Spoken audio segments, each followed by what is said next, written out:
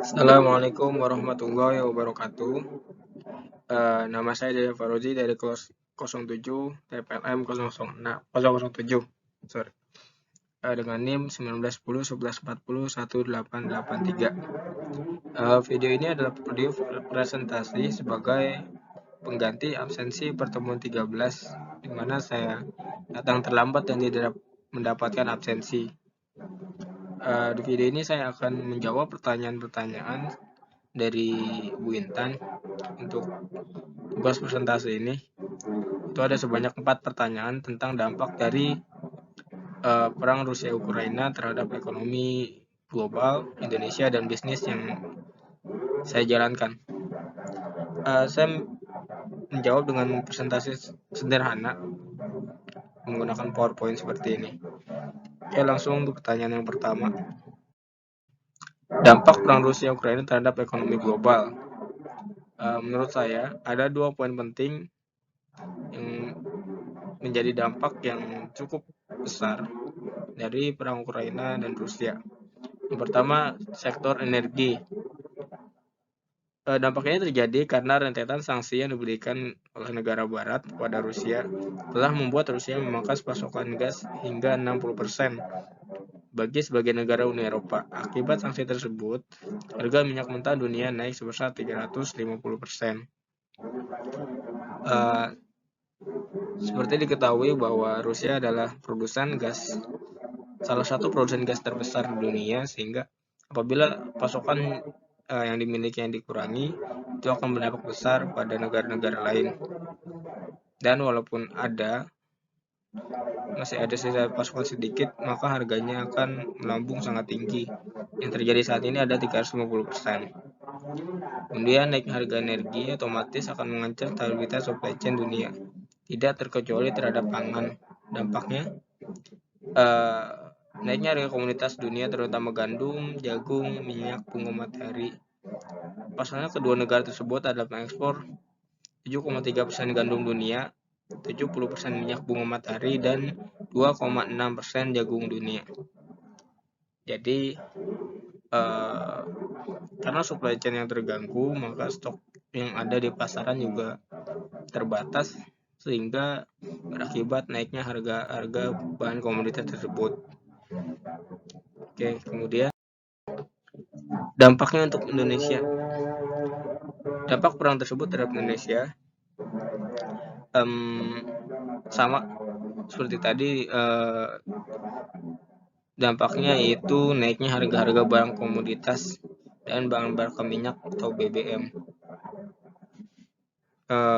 Untuk bahan komoditas yang paling terasa adalah seperti gandum, karena di Indonesia salah satu negara yang bergantung dengan tepung yang berbahan dasar gandum, di gorengan, mie instan, dan lain-lain, sehingga saat pasokannya berkurang, maka harga yang stok di pasarannya juga langka, sehingga banyak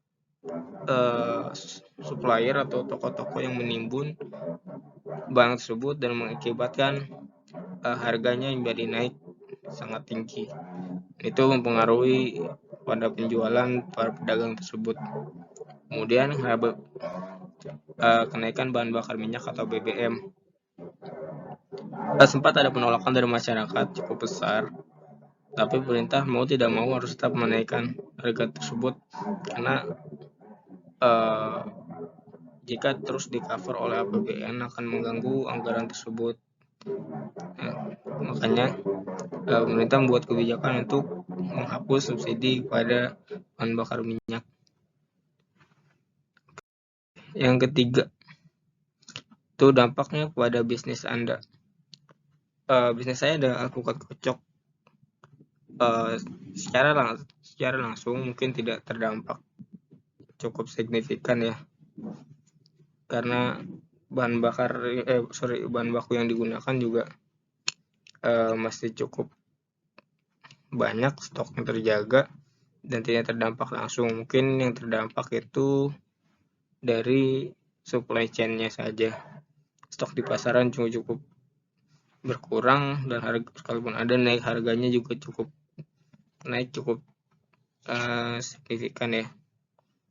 tapi masih dengan batas toleransi, karena pengaturan keuangan kita yang baik dari awalnya sudah menyiapkan hal seperti ini, walaupun tidak akan bisa selamanya di cover seperti ini. Oke. Kemudian strategi agar bisnis Anda tetap bertahan. Yang pertama, tetap menjaga kualitas produk, karena kualitas produk yaitu jika sudah berjaya konsumen pasti akan membeli kembali produk kita.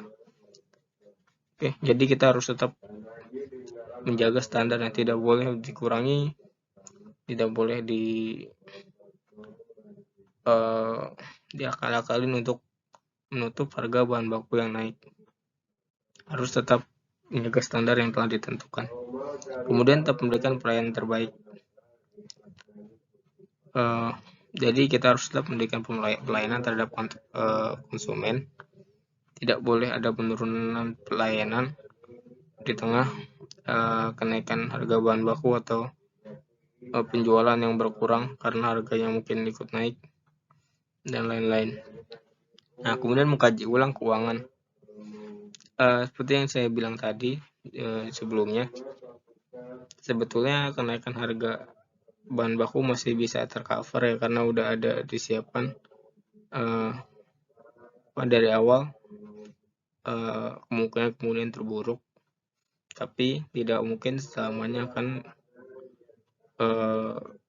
di cover terus ya, karena akan berpengaruh terhadap keuntungan dan dan yang lain-lainnya, sehingga kita harus mengkaji ulang. Misalnya dalam waktu tertentu harganya masih tetap segini, mungkin kita ada kebijakan lain atau membuat aturan baru, atau mungkin yang terburuknya untuk menaikkan harga, dan beradaptasi menyesuaikan dengan keadaan yang terjadi. Ya, seperti kita sekarang tadi, kita harus menyesuaikan dengan keuangan pastinya dan adaptasi dengan kondisi yang ada. Mungkin dalam beberapa bulan atau beberapa minggu harga bahan baku sudah kembali normal, dan kita akan melanjutkan dan terus menjalankan sesuai planning yang telah ditetapkan.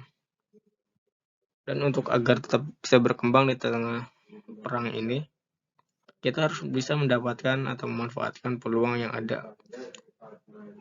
Walaupun peluang itu kecil, kita harus tetap bergerak untuk bisa bertahan dan tidak boleh melewatkan kesempatan yang ada.